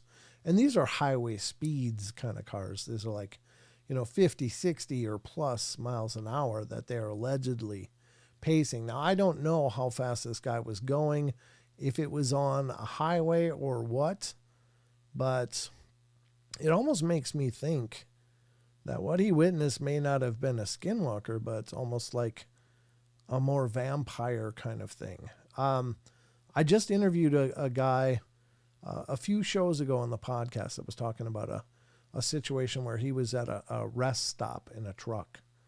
And I can't remember the guy's name right now. Again, names in me is a personal dyslexia. But it's only a few episodes ago, but he was at a rest stop and was confronted by a carload of strange people like this. The very, very animalistic. And I don't remember exactly where he was now as I'm thinking back to it, because I've got thousands of stories rolling through my head, so forgive me. But he had the same kind of situation where he saw one of them jump, and it jumped, not like a person jumping, but like a kangaroo kind of jump. It's just a crazy example of physicality, and they were like harassing him in his car, and he was locked in his car, but he started up his car and just got the hell out of there. And he was so thrilled that his car started, because it was an older car and he had trouble with it. But when he turned the key, it went, and he pinned it and got the hell out of this rest stop. But he said they chased him for quite a distance, and he was screaming along, and they were still keeping pace, but then he outpaced them finally. But it sounded to me that what he experienced was more vampiric, because they did drive a truck in there with that had spotlights and stuff, and it was really, really creepy, like Mad Max kind of like stuff. It was crazy. But the guy swears it's a true story. And who am I to say that it isn't? I think he was telling me the truth. So it could have been, Barbara. Must have been the 40 through the Mojave Desert. It could have been. I don't know what the speed limit there is, but I assume he was traveling at highway speeds, which maybe were 60, maybe it was 70. I don't know. But it sounds like both of these, like this story was at night, and the story that I'm referring to was at night as well. He had stopped in this rest stop, and it was night, and he was just kind of taking a break and maybe even a little nap when this truck rolled in, and they were being rowdy and stuff. And then they looked over and saw him, and just, I mean, you'll have to listen to the podcast to get the story in his own words, but I've paraphrased it for you. Yeah, curious. They were all at night. And I've interviewed one other guy, that was Phil. And you might know him as Chasing Mound Builders. He's been on the podcast. He used an assumed name for that. This was back in the day, but he's since willing to talk about it now. But he's seen vampires as well, and his stories are absolutely shocking. That was the first interview I ever did with somebody that had witnessed what they believe and what I believe was vampires. Like the real thing, not just the counterculture goth stuff, but like really supernatural creatures, and terrifying, absolutely terrifying. So I just, I wouldn't want to see one myself. Brent, I turned mine on as you started story. I got 3 words: pig known race. You turn, you got a ghost box cooking? Okay, that's a little weird. Vampiric stuff is rare this is from Supernatural Station. Vampiric stuff is rare on the west side of the U.S. It seems really cool to hear. I'm going to go back and listen to that episode. Yeah, Jaron, it's a good one. But go back to, I think it was season 2 or 3 or 4, where it was something in the title that had to do with vampires. And I even opened it with a special recording that I put together about vampires. And so it was a good one. I don't remember what episode it was. I wonder if I can find that sound file. Let me see. I was kind of proud of that when I built it. Let's see. God, I don't know if I'm going to be able to. It's one of those things that my hard drive is just a nightmare of files. And I think I'm being organized when I create them, and then I can't remember where the hell I put anything. That's the story of my life, ladies and gentlemen. Let's just see, though, if I can find it quick. It would be under Audacity Builds. Oh, it doesn't look like it's in here. If I do, it would be on the other hard drive. But it was I was really proud of my intro that I did for it. This is one of the first like it that I'd ever done. I can't remember what season it was for 2. Let's see. I got the podcast backups here somewhere. There we go. Audacity Builds. What was it? Season 2. I'm just looking if it was season 2, but I think it was like 3 or 4.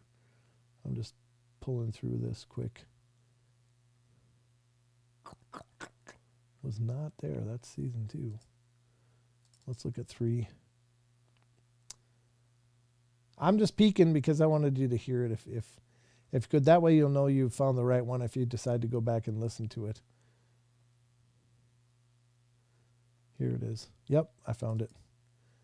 Here it is. God, here it is. Here's the intro. Vampires intro build mix. What did I do here? I got several versions of it. Wave. Here it is, MP3. All right. I'm going to play it now. You guys can hear it. See what you think. Open with, there we go.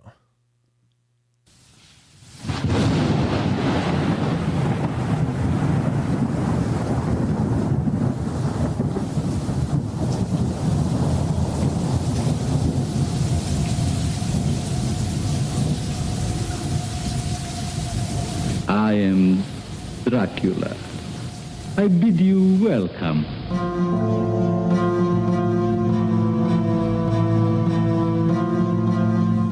Vampires. Horrible creatures from our legends and histories that prey on the living. They look like psychos? Is that what they look like? They were vampires. Psychos do not explode when sunlight hits them. I don't give a f how crazy they are. While many assume that these beings are remnants of a superstitious past of fiction and fear, others insist that these legends were born of some truth. I know there's no such a person as Dracula. You know there's no such a person as Dracula. But does Dracula know it? That the darkness continues to hide horrors straight out of our nightmares. You'll never grow old, Michael, and you'll never die. But you must feed. Like so many other things, vampires became consumed by our culture and was transformed into books and movies where writers recreated the legends into their own image. My own brother, a goddamn sucking vampire. Will you wait till Mom finds out, buddy? What exactly is a vampire? While the truth of this may be lost to time, there are those who insist vampires do exist in our world. They believe this because they've come face to face with a vampire.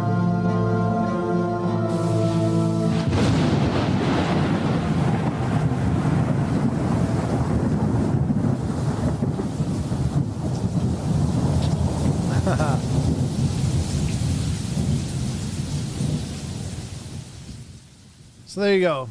Thank you for your compliments. That's very nice. Yeah, I had a lot of fun doing that. I wish I did more of that stuff. Brent, this is amazing. Love that intro. Yeah.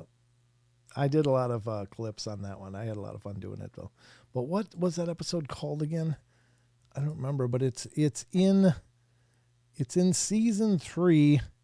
It's Paul from Indiana Vampires. So I don't know the episode number right here. I never have that in my files. I don't know until I actually upload it. That's when I figure out what number they are. Oh, thank you, Rachel. But thank you, Tex. Appreciate that. But that's the intro to my season 3 Vampires episode. And there you can hear the, and he used the name Paul again. That's Phil from our chat. Everybody knows him as Mound Builder. God, again, names. My head. But it was a great interview. And if you listen to his stories, it's incredibly intense. It's incredibly intense what this man witnessed. So I'm a third shift vampire. You forgot the F on that, Josh Casto. According to what you wrote, that's not as impressive. Remember your spelling. But anyway, guys, that's going to wrap it up. Again, I did get an update today on our t-shirt winners. I'm absolutely disappointed and disgusted with that company, but they still haven't apparently processed those orders. And I chewed out a rep today for quite a while, and hopefully that'll get moving. But I'm really pretty sure that I got to find a new t-shirt company because spring just isn't cooking it. It's just not doing it. And it's disgusting to me that they've been sitting on those orders since October. And my deepest apologies. But these aren't things that I make in-house. This is a company that makes them on demand, except they've been in demand now since October, and they haven't made them yet. So my apologies to everybody that has a shirt coming. And I haven't ordered the last round of winners just because I'm not going to throw more money at this company until I know that they're doing their job. So hopefully they'll do it. But my apologies again. They're supposed to be a huge company, but they are absolutely pooping the bed here. So, anyway, Rachel says, Josh, wouldn't blood be better? Yeah, I hear you. But, thank you guys for hanging out with me and being a part of the show. As always, it's a sincere pleasure to do these shows and to see you guys come and spend time with me here. Good to see you, Tex. Thank you, brother, for coming in. And I may bring Tex on with me on Saturday night again. So watch for him there. T-shirt update still not here either. Yeah, Yeah, because I just verified today that those orders never were processed, and that just frosts my ass like you wouldn't believe, because it's unfortunately taken away a component of the show that I can rely on, and something that I love to do with you guys to help, just show you that your presence and your inclusion in my world means so much to me.